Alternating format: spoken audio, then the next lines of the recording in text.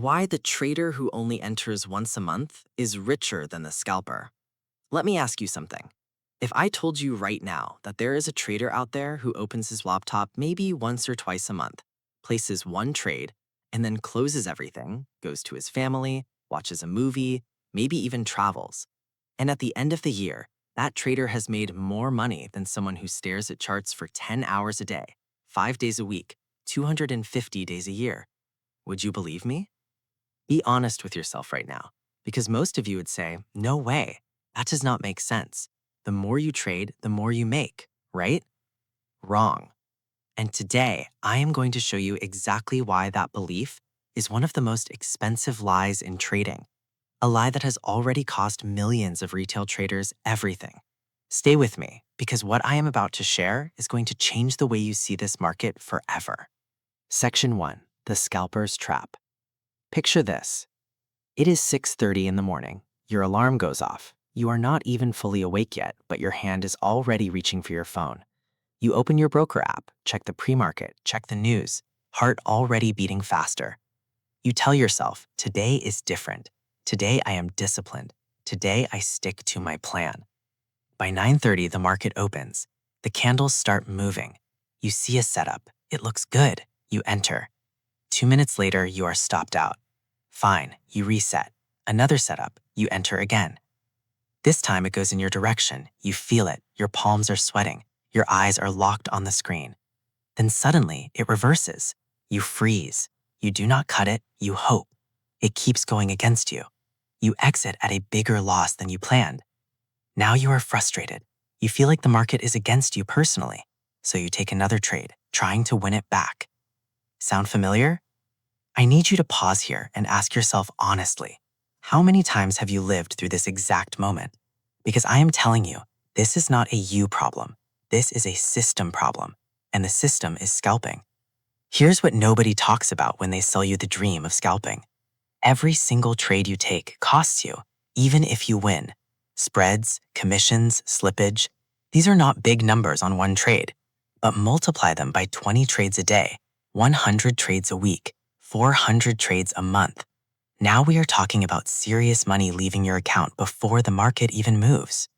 But that is just the financial cost. The real cost is emotional. Every trade fires your nervous system. Every win gives you a dopamine hit. Every loss activates your survival instinct. Fear, anger, revenge, hope. These are not trading emotions. These are human emotions. And the market does not care about human emotions. Scalping forces you to make dozens of split-second decisions in a highly emotionally charged environment. Under those conditions, your brain is not using logic, it's using instinct. And instinct almost always loses in the markets. Section 2, the one trade a month mindset. Now let me introduce you to the other trader. He wakes up at whatever time he wants. He has coffee, he reads, maybe he exercises. Around 8 or 9 in the morning, he spends about 30 minutes reviewing his watch list, charts he's been watching for days, sometimes weeks.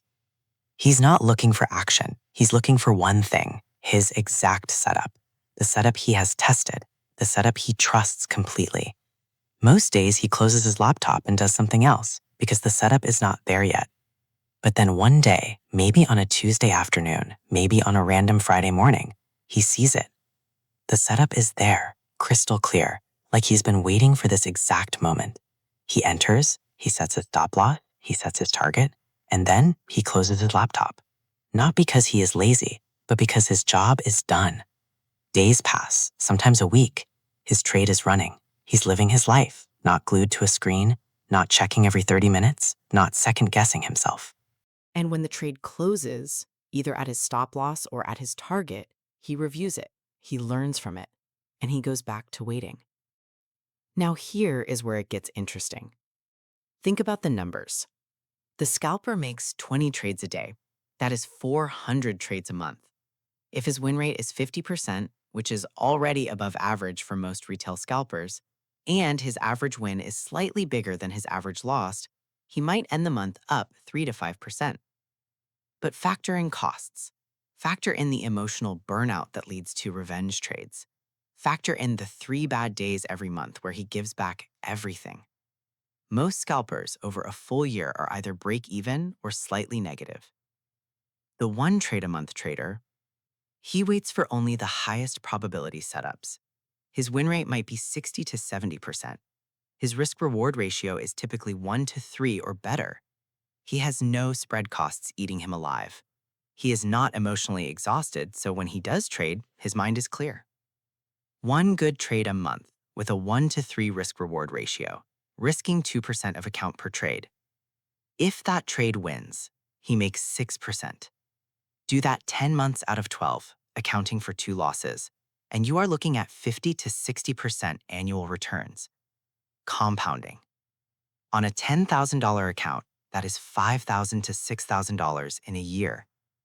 Not from staring at screens for 10 hours a day, from one intentional, high-quality trade per month. Section 3. Why less is more in trading. There is a concept in trading, and in life, called decision fatigue. The more decisions you make in a day, the worse each subsequent decision becomes. This is not a metaphor. This is science. Studies have shown that judges make worse legal decisions at the end of the day than at the beginning. Doctors make more prescription errors in the afternoon. Traders make their worst trades after lunch. Scalping forces you into hundreds of micro decisions every single day. By the time you are deep into your trading session, your prefrontal cortex, the part of your brain responsible for rational thought, is literally exhausted. You are not trading anymore, you are gambling. The low-frequency trader avoids all of this. Each trade is a fresh decision, made with full mental clarity, full emotional control, full conviction. And there is something else. Patience is a skill, and like any skill, it compounds. When you force yourself to wait for the perfect setup, you are training your brain to recognize quality over quantity. You become sharper, more selective, more confident, because you are not just taking any trade, you are taking your trade, the one you've been studying, the one that has edge. Most retail traders never develop this skill because the industry does not want them to. Think about who benefits when you scalp.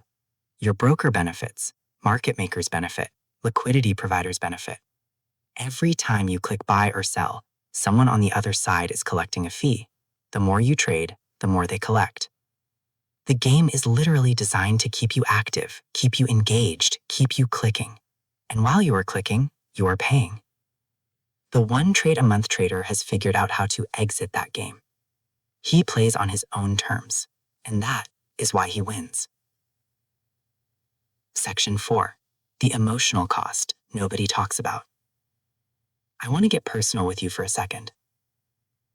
Have you ever traded so much in one day that by the evening you didn't even want to look at your account? You just felt drained, defeated, like no matter what you did, the market had a way of taking it back. Have you ever told yourself you were done trading for the day and then found yourself opening one more trade and then another and then another? Have you ever made money in the morning and given it all back by the afternoon and felt so stupid, so angry at yourself? Not because you didn't know better, but because you did know better, and you did it anyway. That's not weakness. That's what happens to every human being who operates in a high-stimulus, high-reward environment without structure. Scalping creates an addiction loop. Win, feel good. Lose, chase the feeling. The same neurological mechanism that drives gambling addiction is active in a scalper's brain during a trading session. And when you are addicted to the process, you stop thinking about the outcome. The low-frequency trader breaks this loop entirely. By trading infrequently, each trade carries real weight, real meaning. It is not just another click. It is a deliberate, studied decision. The emotional relationship with that trade is healthy, not obsessive, not desperate. And when the trade closes, win or lose, there is no compulsion to immediately jump back in. There is review, there is reflection, there is growth. That is the psychology of a professional. That is the psychology of someone who treats trading like a business, not like a video game. Section 5. How to actually become this trader. Now, I know what some of you are thinking. This sounds great, but how do I actually do this? How do I sit on my hands for 3 weeks waiting for one trade when the market is moving every single day and I feel like I am missing out on everything? Good question. Here is the honest truth. Becoming a low-frequency, high-quality trader is one of the hardest things you will ever do in trading. Not because the technical analysis is difficult, but because you are fighting against your own brain. The fear of missing out is real. Every day you do not trade feels like a day you are falling behind. The market is moving. Other people are making money. Why are you just watching? But here is what I want you to understand. Missing a trade costs you nothing. Taking a bad trade costs you real money, real confidence, real emotional energy. There is an old saying in trading, when in doubt, stay out. Your job is not to trade. Your job is to find edge. And if there is no edge today, your job is to protect your capital, to wait. Practical steps. First, define your setup with extreme precision, not vague conditions, not maybe this looks good, specific criteria, specific price levels, specific context. If your setup is not 100% present, you do not trade, period. Second, start a trade journal, not just of the trades you took, but of the setups you waited for and why. This builds conviction. Over time, your journal becomes proof that patience works. Third, set a maximum trade limit per week or per month. Some traders use 4 trades a month, some use 2, some use 1. The number is less important than the commitment to the limit. Make it a rule, non-negotiable. Fourth, separate your charts from your emotions. After you have done your analysis for the day, close your trading platform. You do not need to watch price tick by tick. Set alerts. Let the market come to you, not the other way around. Fifth, reframe what it means to be a trader. Being a trader is not about being in the market all the time. Being a trader is about making good decisions. And sometimes the best decision is to not make a decision at all. Closing, the real question. Before I finish today, I want to ask you something, and I want you to actually sit with this question for a moment. What kind of trader do you want to be in 5 years? Do you want to be the person who is chained to a screen every morning, whose mood for the day is determined by whether their first trade won or lost, who has made tens of thousands of trades, but is still right where they started? Or do you want to be the person who has built real, consistent edge, who trades with patience and precision, who looks at their account statement at the end of the year and feels proud? Because both of those paths start today, with the next decision you make. The market will always be there. Tomorrow, next week, next month. The setup you missed today, there will be a better one next week, I promise you. But the money you lose chasing bad trades today, that takes real time to earn back. Protect your capital, protect your clarity, and be very, very selective about when you pull the trigger. That is what the patient trader understands. That is why he wins. Not because he is smarter, not because he has a secret strategy, but because he has mastered the one thing most traders never do. He has mastered himself. If this hit different for you today, if you felt something shift in the way you think about trading, then this video did its job. Drop a comment below. Tell me honestly, are you more of a scalper right now? Or are you working toward becoming a patient, high-quality trader? I genuinely want to know where you are in your journey. And if you know someone who is burning out from overtrading, someone who deserves to hear this, share this with them. It might be the most valuable thing they hear this year. See you in the next one.